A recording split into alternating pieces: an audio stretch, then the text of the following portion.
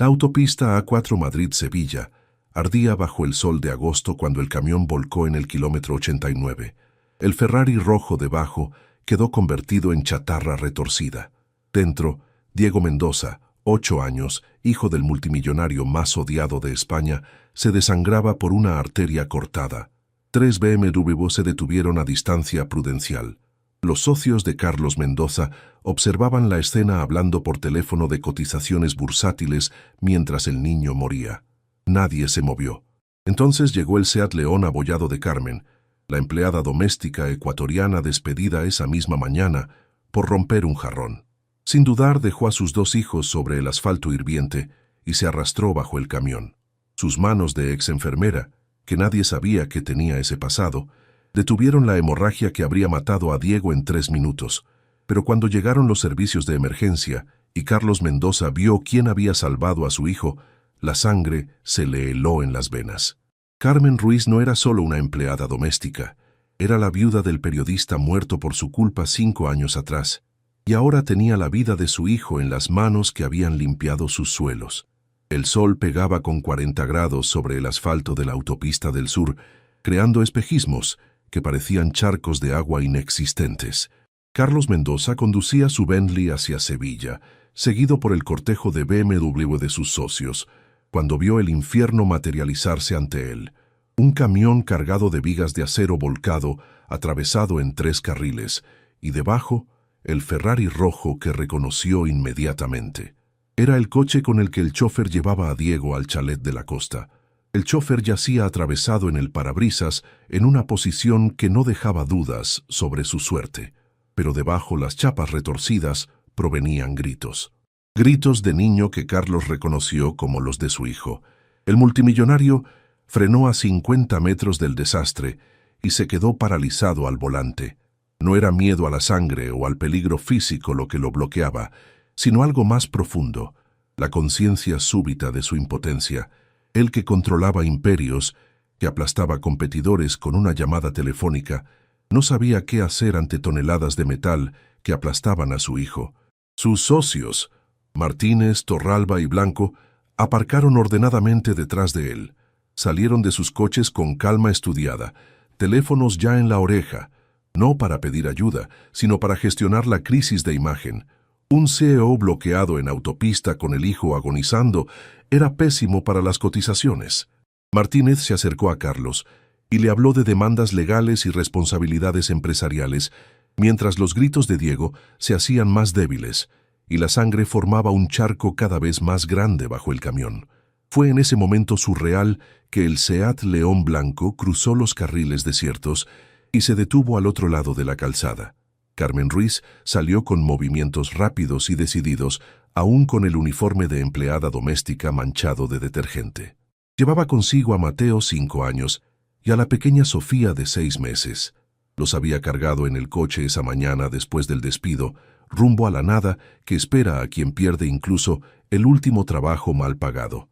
Carmen evaluó la escena en un instante con ojos que habían visto emergencias mucho peores en los pasillos del hospital Carlos Haya de Málaga. Vio al niño atrapado, la sangre arterial que brotaba a ritmo cardíaco, los hombres con trajes de 10.000 euros inmóviles como estatuas de sal. No vaciló. Dejó a Sofía en brazos de Mateo, ordenó al niño que no se moviera y corrió hacia el camión. Torralba intentó detenerla gritando algo sobre seguridad y procedimientos, pero Carmen ya estaba de rodillas junto al camión. Se tumbó sobre el asfalto hirviente que le quemaba la piel a través del uniforme fino y empezó a arrastrarse bajo el metal inestable. El camión crujía amenazadoramente. Toneladas de acero colgaban en equilibrio precario sobre ella. Sus manos encontraron a Diego en la oscuridad aceitosa bajo el camión.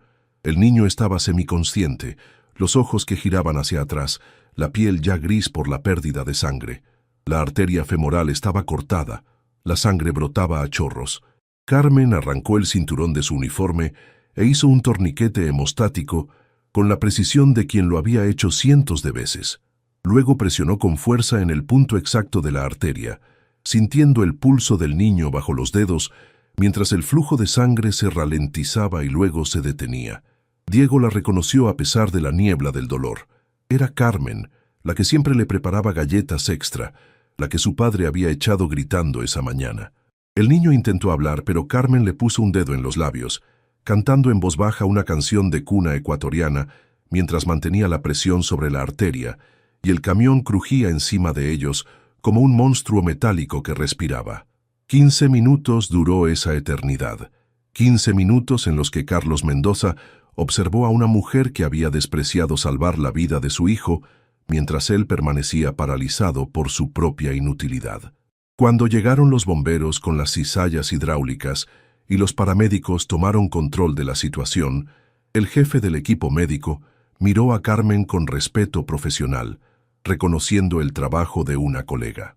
Carmen salió de debajo del camión, cubierta de sangre, aceite y polvo de asfalto. Se puso de pie, tambaleándose, la adrenalina que empezaba a bajar, dando paso al temblor. Mateo corrió hacia ella con Sofía, y ella los abrazó fuerte, manchando sus ropas limpias con la sangre de Diego. Carlos se acercó, la boca abriéndose y cerrándose sin emitir sonidos. Quería agradecer, disculparse, ofrecer dinero, desaparecer. Pero Carmen lo miró con esos ojos negros que habían visto demasiado y habló primero. Le dijo que su hijo sobreviviría, que era más de lo que él merecía. Luego tomó a sus niños, subió al León y desapareció en el tráfico que empezaba a reformarse, dejando a Carlos Mendoza de pie sobre el asfalto, con la conciencia de que una empleada doméstica acababa de hacer por su hijo lo que él, con todos sus millones, no había sabido hacer. El Hospital Universitario La Paz de Madrid era un laberinto de pasillos asépticos donde Carlos Mendoza había comprado toda un ala para garantizar privacidad a Diego. El niño estaba estable pero en estado crítico, sedado en una cama rodeada de máquinas que pitaban rítmicamente. Carlos había pasado 3 días buscando a Carmen antes de que su investigador privado la encontrara en un estudio en Lavapiés. El apartamento estaba en el 5º piso de un edificio derruido, 6 metros por 4 compartidos con otras 2 familias de inmigrantes.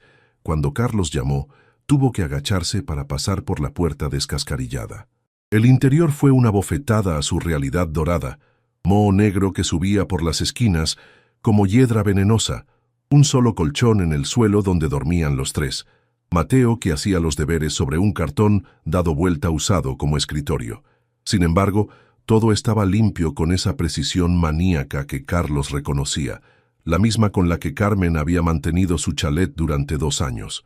El multimillonario se quedó de pie en el centro de la habitación, su traje Armani obscenamente fuera de lugar en esa miseria. Cuando intentó sacar la cartera, Carmen lo detuvo con un gesto seco de la mano. No quería su dinero, dijo. Carlos explicó torpemente que Diego solo preguntaba por ella, que los médicos hablaban de trauma psicológico, que el niño no se comunicaba con nadie más. Carmen lo estudió largo rato. Este hombre que había construido un imperio desahuciando familias y demoliendo barrios populares, ahora mendigaba la ayuda de una empleada doméstica despedida por un jarrón Ming. Le preguntó por qué debería ayudarlo. Carlos no tenía respuestas que no sonaran patéticas, así que por primera vez en años dijo simplemente la verdad. Su hijo se estaba muriendo por dentro y ella era la única que podía salvarlo otra vez.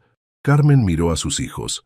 Mateo que construía robots con latas, Sofía que dormía en un cajón transformado en cuna improvisada, y pensó en Diego, 8 años, solo en una cama de hospital. Aceptó venir, pero puso sus condiciones: trabajo real con contrato en regla, casa decente para sus hijos y respeto. Carlos aceptó todo antes incluso de escuchar la última condición. Fue entonces cuando Carmen soltó la bomba. Quería la verdad sobre lo que le había pasado a su marido 5 años antes. Pronunció el nombre: Alejandro Ruiz, periodista de investigación, muerto el 15 de marzo de 2019 en el Hospital Ramón y Cajal de Madrid, 3 días después de haber publicado un artículo sobre Mendoza Industries, y vio la sangre abandonar el rostro de Carlos. El multimillonario intentó negar, pero Carmen continuó implacable. Había tomado ese trabajo de empleada doméstica precisamente para descubrir la verdad. Durante 2 años había escuchado sus llamadas telefónicas mientras fingía quitar polvo. Había leído documentos dejados descuidadamente por ahí. Había reconstruido pieza por pieza el rompecabezas. Sabía todo sobre la clínica en Ecuador, del accidente que no fue accidente, de las actividades ilegales que su marido estaba a punto de exponer. Sin embargo, dijo Carmen mientras Sofía se agitaba en el sueño, a pesar de todo había salvado a Diego, porque ella no era como él, no era un monstruo. El silencio que siguió fue denso como el alquitrán. Mateo levantó la vista de sus robots al escuchar el nombre del padre, y Carmen lo abrazó fuerte mientras miraba fijamente a Carlos con ojos que prometían que esta conversación no había terminado. Diego se aferró a Carmen como un náufrago a un salvavidas cuando ella entró en la habitación del hospital. El niño que poseía todo lo comprable lloraba en brazos de la mujer que no poseía nada. Carmen había traído a sus hijos, y cuando Mateo le mostró tímidamente a Diego su robot de hojalata y cartón, el niño multimillonario lo miró como si fuera el tesoro más precioso del mundo. Se estableció una rutina surrealista en los días siguientes. Carmen llegaba cada mañana. Pasaba los días con Diego mientras sus hijos jugaban con él. Luego volvía al estudio por la noche. Carlos observaba desde el pasillo, excluido de esa burbuja de normalidad que su dinero no podía comprar. Fue durante la segunda semana que el investigador de Carlos trajo información crucial. Alejandro Ruiz no solo estaba investigando sobre Mendoza Industries en general, tenía las pruebas de que Carlos había ordenado la eliminación de un sindicalista. Pero el accidente del periodista no había sido ordenado por Carlos, sino por Torralba, su socio, que temía que el escándalo los arrastrara a todos al fondo. Carlos confrontó a Torralba en el aparcamiento del hospital. ¿Te está gustando esta historia? Deja un like y suscríbete al canal. Ahora, continuamos con el vídeo. La conversación degeneró rápidamente, con Torralba recordándole brutalmente cuántas familias habían destruido, cuántos suicidios habían causado indirectamente. La diferencia entre ellos, dijo Torralba, era solo que Carlos se mantenía las manos limpias mientras otros hacían el trabajo sucio. Esa noche Carlos encontró a Carmen en la cafetería del hospital y le contó todo. La verdad sobre Torralba, el accidente, su ignorancia culpable que era igualmente complicidad. Carmen envejeció años en pocos segundos al escuchar la confirmación de lo que siempre había sospechado. Su marido había tenido miedo en las últimas semanas. Decía que lo seguían, que algo iba a pasar. Fue entonces cuando Carmen reveló su última carta. Sacó una carpeta que había escondido durante 2 años, llena de documentos, grabaciones, pruebas de cada crimen de Mendoza Industries, material suficiente para destruir a Carlos y todo su imperio. Pero no quería dinero ni venganza en el sentido tradicional. Quería que Carlos usara su poder para reparar al menos una fracción del mal hecho. De lo contrario, publicaría todo. Era un chantaje, pero no para enriquecerse. Era un chantaje para forzar la redención de un hombre que nunca la habría buscado espontáneamente. Carlos miró los documentos que podían destruirlo y luego miró a través del cristal a su hijo que se reía con los hijos de Carmen y entendió que no tenía opción. Pero sobre todo, por primera vez, no quería tener una diferente. Los meses siguientes vieron un terremoto silencioso atravesar el imperio Mendoza. Carlos, empujado por la amenaza de Carmen, pero también por una conciencia despertada por la casi muerte de su hijo, empezó sistemáticamente a desmantelar el sistema criminal que había construido. Despidió a Torralba provocando una guerra entre socios que hizo temblar la bolsa madrileña. Luego, anónimamente, empezó a compensar a las familias destruidas a lo largo de los años por sus negocios sucios. Diego, mientras tanto, se recuperaba físicamente, pero se negaba a volver al chalet paterno. Quería estar con Carmen y sus hijos, obligando a Carlos a alquilar un apartamento normal cerca del de Carmen. El niño prefería jugar con Mateo y sus robots de cartón que con los juguetes de miles de euros que le compraba su padre. Durante este periodo, Carlos descubrió quién era realmente Carmen. Licenciada en Economía en Quito, políglota, exdirectora de una ONG antes de que la pobreza la obligara a emigrar. La mujer que había tratado como un objeto estaba más cualificada que la mitad de sus directivos. Una noche, mientras miraba a los niños jugar juntos, Carlos hizo algo impensable para su yo anterior. Pidió consejo a Carmen sobre cómo ser mejor padre. Ella le dijo simplemente que dejara de comprar el amor de Diego y empezara a ganárselo con presencia real, no con regalos caros o promesas vacías. Carlos empezó a seguir esos consejos. Cenas sin teléfono, fines de semana en el parque público en lugar del club privado, noches leyendo cuentos en lugar de estudiar informes financieros. Diego floreció bajo estas atenciones genuinas y por primera vez llamó a Carlos papá con afecto real, no por costumbre. Mientras tanto, los socios restantes conspiraban. Blanco y Martínez veían a Carlos ablandarse y planeaban un golpe de estado empresarial. Pero Carmen había continuado recogiendo información, ahora con el acceso que Carlos le había dado contratándola oficialmente como consultora especial. Cuando Blanco intentó incriminar a Carlos con falsas acusaciones de evasión, Carmen ya tenía preparadas las pruebas de las verdaderas evasiones de Blanco. Cuando Martínez trató de sobornar a un juez, Carmen tenía la grabación. Uno tras otro los viejos socios cayeron. El imperio criminal se desmoronaba mientras nacía algo diferente. No una empresa de beneficencia, pero al menos una empresa que no prosperaba sobre la destrucción ajena. Carlos descubrió, con su sorpresa, que se podía obtener beneficio también honestamente, aunque menos que antes. El coche bomba explotó una noche de noviembre, mientras Carlos regresaba del colegio donde había acompañado a Diego y Mateo, ya inseparables como hermanos. Solo el hecho de que se había parado a comprar churros para el desayuno salvó a Carlos de la muerte. 30 segundos antes o después, y habría quedado carbonizado. Torralba había ordenado el asesinato desde la cárcel.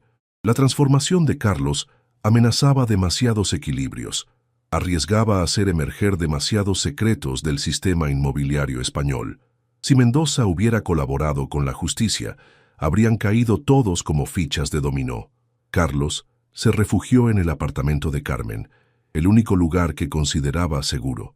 Mientras los niños dormían ajenos en la habitación de al lado, los dos adultos se sentaron a la mesa de fórmica de la cocina, planeando el futuro. Carmen sugirió que Carlos tomara a Diego y huyera al extranjero, a Suiza o América, pero Carlos señaló que ella y sus hijos también estaban en peligro ahora. Los había humillado demasiado públicamente, habían perdido demasiado por sus revelaciones. Fue entonces cuando Carlos propuso algo impensable: partir todos juntos, empezar de nuevo en otro lugar como una especie de familia ampliada. Carmen se rió del absurdo de la propuesta, ella con el hombre que había contribuido a la muerte de su marido, pero luego miró a los niños que dormían abrazados en el sofá, Diego entre Mateo y Sofía como si siempre hubieran sido hermanos, y entendió que sus destinos estaban ya entrelazados indisolublemente.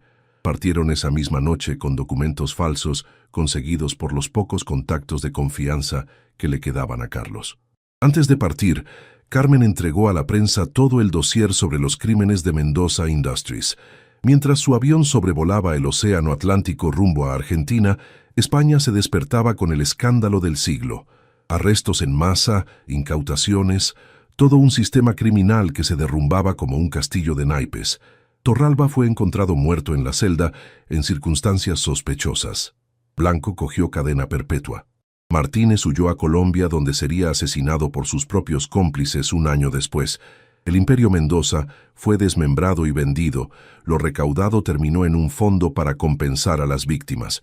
Buenos Aires, Argentina, 5 años después. La pequeña empresa Nuevos Comienzos S.R.L. recibía el premio a la innovación social ante una platea ignorante de la verdadera identidad de los fundadores. Carlos Ruiz había tomado el apellido del marido de Carmen para honrar su memoria, y Carmen Ruiz eran conocidos como una pareja de inmigrantes europeos que había construido una empresa modelo de construcción sostenible. Desde el público, 3 adolescentes miraban con orgullo. Diego, 13 años, Mateo, 10 y Sofía, 6. Habían crecido como verdaderos hermanos, frecuentaban el mismo colegio público, vivían en la misma casa modesta en San Telmo que dominaba el Río de la Plata. Ninguno de sus compañeros sabía que Diego era hijo de un ex multimillonario criminal o que Mateo era huérfano de un periodista asesinado. Carlos y Carmen nunca se habían casado ni se habían convertido en amantes. Su vínculo era algo más complejo. 2 personas unidas por el trauma y la redención, padres de hecho de 3 hijos, socios en una empresa que por primera vez en la vida de Carlos construía en lugar de destruir. La noche de la premiación, cenaron en su restaurante favorito en la Costanera. Parrillada, nada lujoso. Los chicos charlaban de sus vidas normales, partidos de fútbol, proyectos escolares, obras de teatro. Carlos y Carmen los miraban con la conciencia de haber construido algo improbable, pero sólido. Mientras los chicos corrían a jugar en la orilla del río, Carlos y Carmen se quedaron sentados mirando la puesta de sol sobre el río de la Plata. Hablaron de ese día en la autopista que había cambiado todo. Carlos lo definió como el día en que su verdadera vida había comenzado, cuando una empleada doméstica había hecho por su hijo lo que él no había sabido hacer. Carmen dijo que ella también había sido salvada de cierta manera, de la pobreza y del odio que la estaba consumiendo. Un periodista de investigación español los había casi encontrado el año anterior, siguiendo rastros financieros hasta Buenos Aires. Pero cuando vio lo que habían construido, la empresa honesta, los 3 niños felices, la redención genuina de Carlos, decidió dejarlo pasar. Algunas historias, anotó en su libreta, merecen quedar enterradas si su final es mejor que su comienzo. Nuevos Comienzos crecía, convirtiéndose en caso de estudio en las universidades de ética empresarial. Pero Carlos y Carmen mantuvieron siempre un perfil bajo. Nada de lujos, nada de excesos. Una casa normal, coches usados, vida ordinaria. Los 3 chicos crecieron conociendo la verdad sobre su pasado cuando fueron suficientemente maduros, y los 3 eligieron perdonar. Diego se hizo médico especializado en trauma pediátrico, salvando niños como había sido salvado él. Mateo se convirtió en ingeniero ambiental, construyendo un mundo mejor como habría querido su padre biológico. Sofía, sorprendentemente, se hizo una cantante de trap exitosa que cantaba sobre justicia social y segundas oportunidades. La última imagen de esta historia no es en una autopista española o en un tribunal. Es en un pequeño cementerio de Buenos Aires, donde Carlos y Carmen llevaron flores a una lápida simbólica para Alejandro Ruiz. No había cuerpo que enterrar, pero había una memoria que honrar. Mientras depositaban las flores, Carmen dijo que su marido habría estado feliz de ver lo que había nacido de la tragedia. Carlos asintió, consciente de que ninguna redención borraría jamás el pasado, pero agradecido de que Carmen le hubiera dado la posibilidad de intentarlo. Se alejaron del cementerio lado a lado, no de la mano, pero unidos por algo más fuerte que el amor romántico. El vínculo de 2 personas que habían visto lo peor una de la otra y habían elegido construir juntas algo mejor. Porque al final, cuando un niño se está muriendo bajo un camión y solo una empleada doméstica tiene el valor de salvarlo, cuando esa empleada es la viuda del hombre que tu mundo ha destruido, cuando de tanto dolor nace una familia improbable pero verdadera, entonces quizás hay esperanza incluso para los monstruos, y quizás, solo quizás, los héroes no llevan capas, sino delantales sucios de detergente. Y quizás las familias más fuertes son las que nacen no de la sangre, sino de la sangre derramada y luego detenida por manos que saben tanto destruir como salvar. Dale me gusta si crees que la redención es posible para todos. Comenta con el momento que más te ha tocado. Comparte para celebrar a quienes salvan vidas sin pedir nada a cambio. Suscríbete para más historias de renacimiento y segunda oportunidad.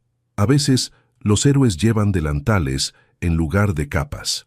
A veces los monstruos pueden volverse humanos, y a veces, de un accidente en la autopista puede nacer una familia.